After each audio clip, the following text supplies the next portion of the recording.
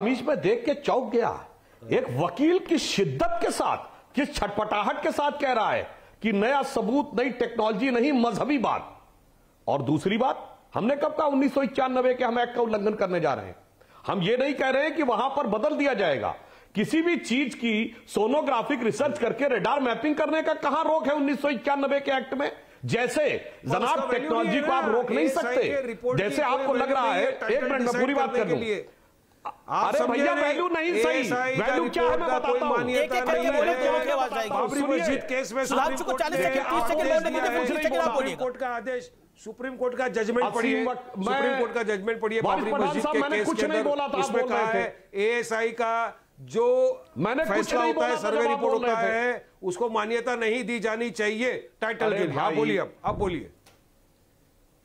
हाँ अब मैं कह रहा हूं भाई, कोई ये नहीं कह रहा है कि वहां पर धर्म स्थान चेंज हो जाएगा। अगर केवल नीचे जांच होगी, इसके लिए तो कोई रोक नहीं है। जैसे उदाहरण के लिए टेक्नोलॉजी अब आगे बढ़ रही है, और जो आपने ये कहा कि माहौल बिगड़ता है, माहौल बिगड़ने का मतलब क्या है कि बताओ औरंगजेब के साथ कोई जुड़ाव है जो आपकी पार्टी वाले बोलते हैं? औरंगजेब जो था मुगलिया डायनेस्टी से आता था, जिसकी मां मंगोल और बाप उज्बेक था। अब जब डीएनए मैपिंग होगी तो मंगोल और उज्बेक डीएनए से कोई कनेक्शन नहीं निकलेगा, तो आपका मजहब नहीं बदल जाएगा। मगर यह साबित हो जाएगा कि वल्दियत औरंगजेब की डिसेंडेंसी से नहीं है, वल्दियत राम की डिसेंडेंसी से। बस इतनी सी बात है, मजहब मत बदलिए। कौन कह रहा है? नीचे यह साबित हो जाएगा क्या है, इसमें कौन सी समस्या है? बदलने की बात तो कोई आई नहीं। सुधांशु जी, एक से सवाल का सवाल का जवाब दे दो। एक सवाल का जवाब, आप देश की आस्था की बुनियाद पे चलेगा या संविधान पे चलेगा? कोई नहीं कह रहा, डीएनए साबित हो जाएगा। देश काय पे चलेगा? ये कह रहे हैं ना कि नीचे साबित होगा। अगर कोई चीज दिखाई पड़ रही, और सुनिए, अरे बहुत दिन की बात नहीं है, सुनिए वारिस पठान साहब, 10 साल में वो टेक्नोलॉजी आएगी कि सैटेलाइट से ही दिख जाएगा, आप टापते रह जाइएगा। जैसे 87-88 में सरस्वती नदी सैटेलाइट से दिख गई थी, वैसे ही ये टेक्नोलॉजी से सच को छुपाना मुश्किल है। 30 साल पहले डीएनए टेस्ट नहीं था। मेरा बाप कौन है ये आप सोचते थे, आज बाप कौन है डीएनए टेस्टिंग है। 30 साल पहले सैटेलाइट टेक्नोलॉजी नहीं थी, रडार मैपिंग नहीं थी, जीपीएस सिस्टम नहीं था, इसलिए ये टेक्नोलॉजी का खौफ है। आप तो पढ़े लिखे इंसान हो, सच के उजागर होने का खौफ है। आप तो पढ़े लिखे इंसान हो, विद्वान इंसान हो, तो आपको नहीं पता है कि सुप्रीम कोर्ट ने क्या जजमेंट के अंदर कहा था कि एसआई की रिपोर्ट की मान्यता टाइटल के लिए नहीं होती है? तो अब आप ये बोलना चाहते हो कि हमारे देश में कायदे की, कानून की कोई जगह नहीं है, कोई जगह कायदे की जगह नहीं है। अब हमारे देश आस्था की बुनियाद पे चलेगा, कायदे कानून की बुनियाद पे चलेगा। सवाल का जवाब सिंपल। बिल्कुल, मैं वकील के पास सीधा विष्णु शंकर जैन और असगर खान और तस्लीम रहमानी का रुख करता हूं। विष्णु शंकर जैन, तो आपका मजहब नहीं बदल जाएगा, पर यह साबित हो जाएगा कि जेनेटिक पूल है। अच्छा सुधांशु होल्ड ऑन, मजहब की बुनियाद पे चलेगा आस्था। विष्णु शंकर जैन चलेगा, बदलने की बात आई है। एक सुधांशु और वारिस जी, मेरा निवेदन है, क्योंकि विष्णु शंकर जैन बार बार हो रहा है, भारत देश संविधान पे चलेगा या आस्था पे चलेगा। आस्था महत्वपूर्ण है, लेकिन हम भारत के संविधान के दायरे में रहते हैं। ना भारत का संविधान गीता से चलता है, ना शरीयत से चलता है। भारत का संविधान भारत के संविधान के दायरे से चलता है, जिसमें प्रभु राम की फोटो लगी हुई है। यह बात भी सत्य है, वो भारत के संविधान का हिस्सा है। लेकिन विष्णु शंकर जैन, महत्वपूर्ण यह है, तमाम फैक्ट्स को नकारा जा सकता है, लेकिन कोर्ट की जजमेंट अभी वही है। जब तक हाई कोर्ट या फिर ऊपर का कोर्ट उसको सब साइड पे नहीं रखता। महत्वपूर्ण यह है।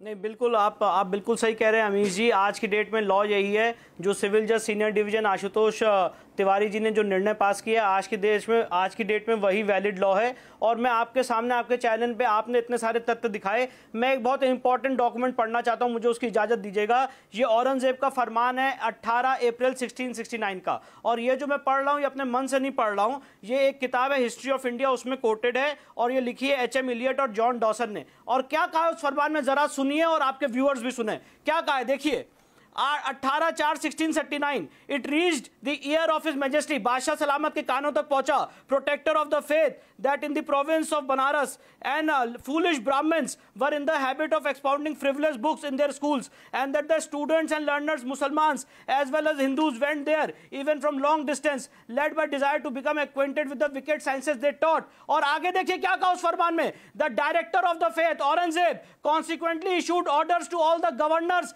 and provinces to to infidels, जो मूर्ति पूजक हैं, उनके खिलाफ ऑर्डर पास किया और कहा कि वो एकदम रुक जाए मूर्ति पूजा से।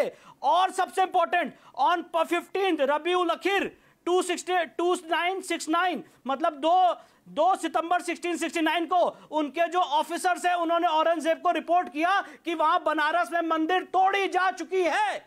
ये बात जो मैं कह रहा हूं, ये ऑन एफिडेविट हमने कोर्ट में दाखिल की है।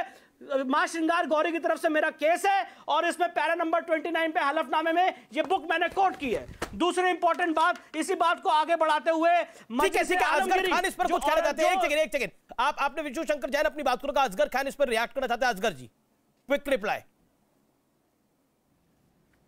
देखिए, एक तो ये कि जो विष्णु साहब ने कहा वो उन्होंने अपनी बात कही, अपना व्यू दिया। वो इस बात को भूल गए कि हैदर आगा जिन्होंने भगत सिंह को, जिन्हें फांसी देना ऑर्डर करना था, उन्होंने भगत सिंह को ऑर्डर नहीं किया फांसी का, बल्कि रिजाइन लिख के दिया बिना किसी डरो खौफ के ब्रिटिशर्स से। ये सारे एग्जाम्पल अपने अपने साइड के अगर हम ले आए तो यहाँ बात नहीं बनती।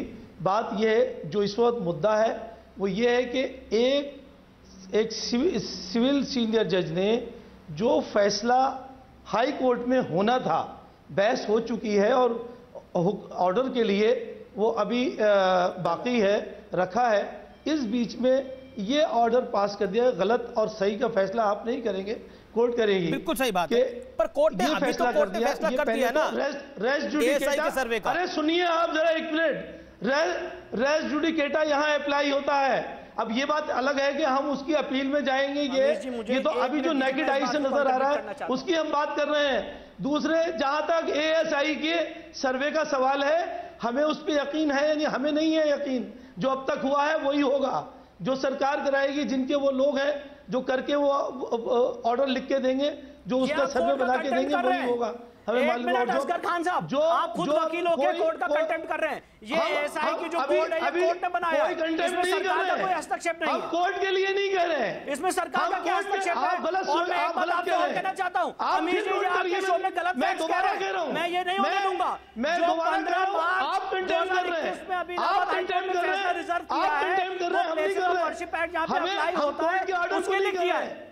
और सबसे बड़ी बात है, मैं 1 सेकंड, मैं 35 सेकंड के ब्रेक के लिए रुक रहा हूं। 35 सेकंड के ब्रेक के बाद मैं वापस आ रहा हूं। सिर्फ 35 सेकंड का ब्रेक है, वापस आ रहा हूं मैं इस बड़ी चर्चा के ऊपर।